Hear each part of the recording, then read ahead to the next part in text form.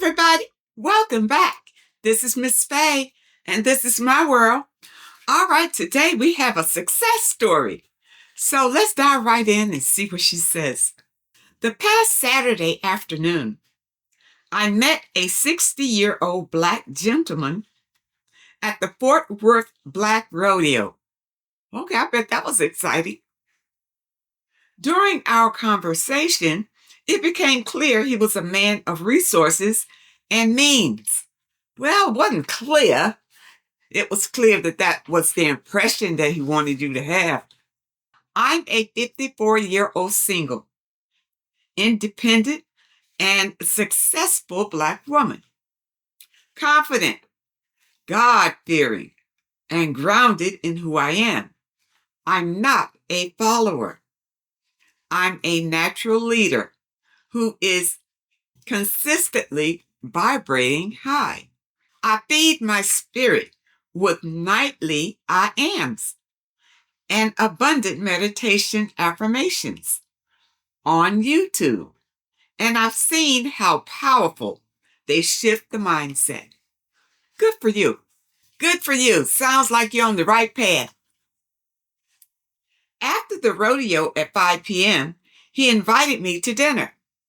Since everything was within walking distance at the bustling and crowded stockyards, and it was hours before the sun went down, I agreed, with the condition that we wouldn't move our cars.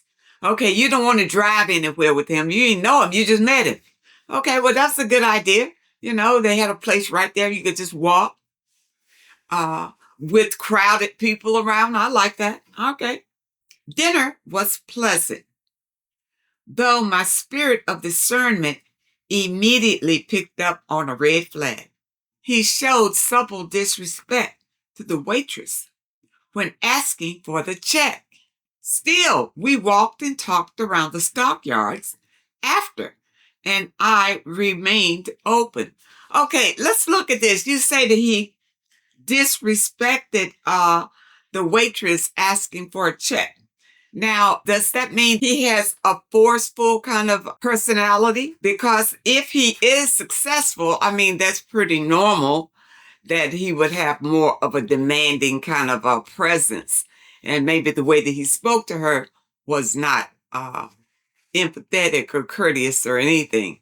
And apparently this is the way that he handles people maybe that he thinks are under him.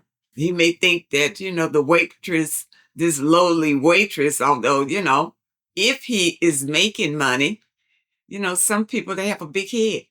So they want to show off. For him to show you his arrogance, if that's what it was, yeah, that was definitely a red flag. The next morning on Sunday, he texted saying he enjoyed our time together and was open to flying back to Dallas to spend more time with me. So wait a minute. Hold on. This man, you met him in Fort Worth. Okay? So now he's saying that he wouldn't mind. It sounds like he's saying he doesn't mind coming to Dallas to spend time with you. I just want to be clear. I replied by sharing 2 upcoming festivals that I had already solo tickets for. Grape Fest in September and a wine and food festival in October.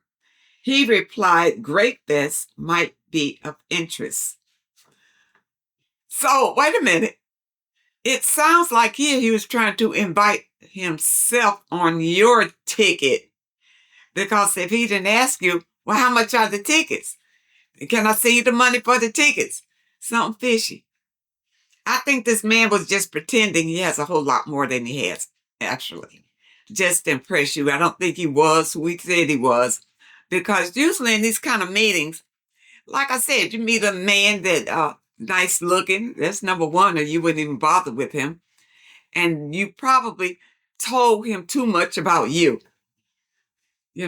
What kind of work you do. So in his mind, he's wondering how much you make a year, things like that. Capping up your money all the time. trying to impress you that he has it. He's showing signs that he doesn't. Okay? Then, out of nowhere, he texts asking if I could pick him up.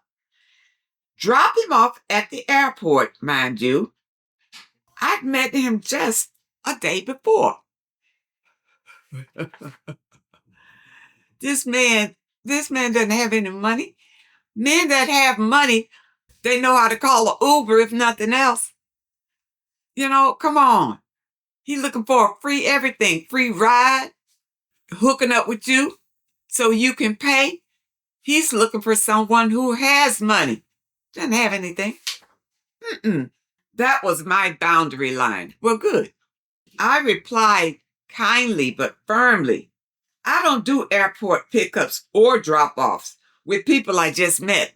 Good for you. He said he understood. Honestly, I figured that would be the end of it.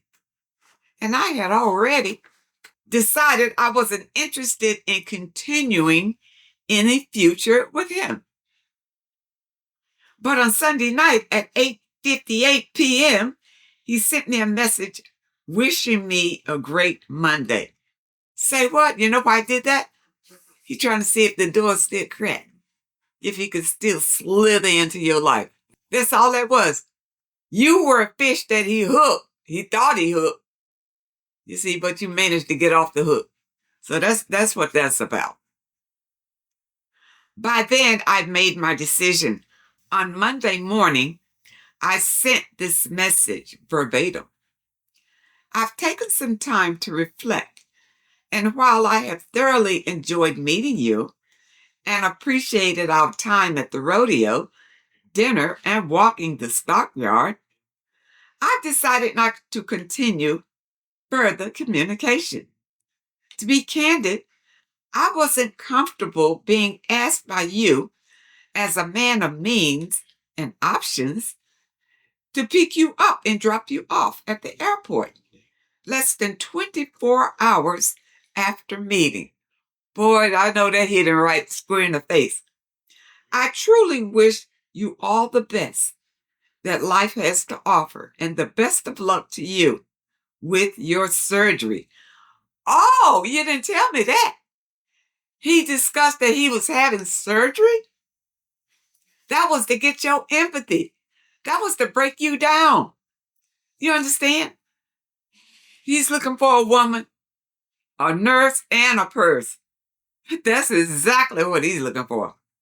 I truly felt like he was already testing my boundaries, loyalty, and how accommodating I might be.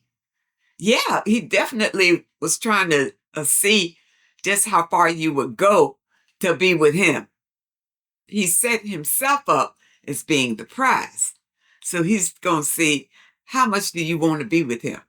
Because if you had said, oh yeah, I'll take you to the airport, took off and took him to the airport, he would have had you paying and picking up and bringing him and all kind of crap. He probably didn't even own a car. You don't know where this man come from. He might have got a paid ticket just to come there. You can't believe everything these men tell you that you meet on an outing like that. You meet people on an outing, leave them out there. Don't call yourself ever trying to form a relationship with these people, because it takes too long to know them. And if they are long distance, you will never get to know them. He met a woman who knows her worth and isn't afraid to walk away with her dignity intact. Good for you.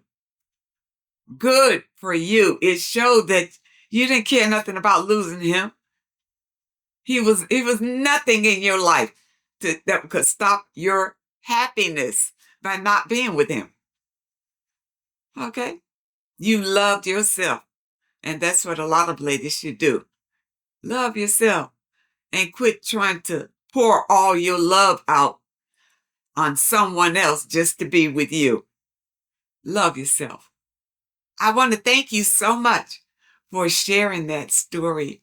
And I really hope that a number of you found it helpful, because she showed for sure that she's on the right path. She's a strong, confident, independent woman, But I just want you to remember, when you are in that category, you are a target for men who want to use you. Narcissists, number one, and they are great pretenders in that they have something. The narcissists that I dated didn't have anything, but we hadn't gotten together very long, and he ran out and got a Jag. So it looked like that he had something, but he didn't. You understand? You really can't go by what you see and hear when you first meet people. All right. And that's what makes long distance relationships so difficult, because they're too far away. Every time they see you, they just send their representative. You never really get to know who they really are. Now, this guy, he was so sloppy with his act, because he probably had been getting away with that with other women. You see, it wasn't like it was a test for you. It was just a habit for him. He's been dating these low-class women who are scampering just to be with him, and he just did you like he did everybody else. You know, you refused. I'm sure some of his women would have been glad to take him to the airport. You understand? So it's not always when you meet people that they are testing you. Some of these people are just doing things that they do out of habit, but it's still wrong. It's not your responsibility to try to change them. Love yourself. I hope you understand the message today. And I really hope that it helps someone. Now, those of you who may have a question that you'd like for me to answer, my email address is in the description. I want to thank you so much for supporting this channel. Thank you for your comments and your letters. And a very special thank you to those that leave a donation. I really appreciate all of you. I wish you all the very best. And I really hope to see you next time.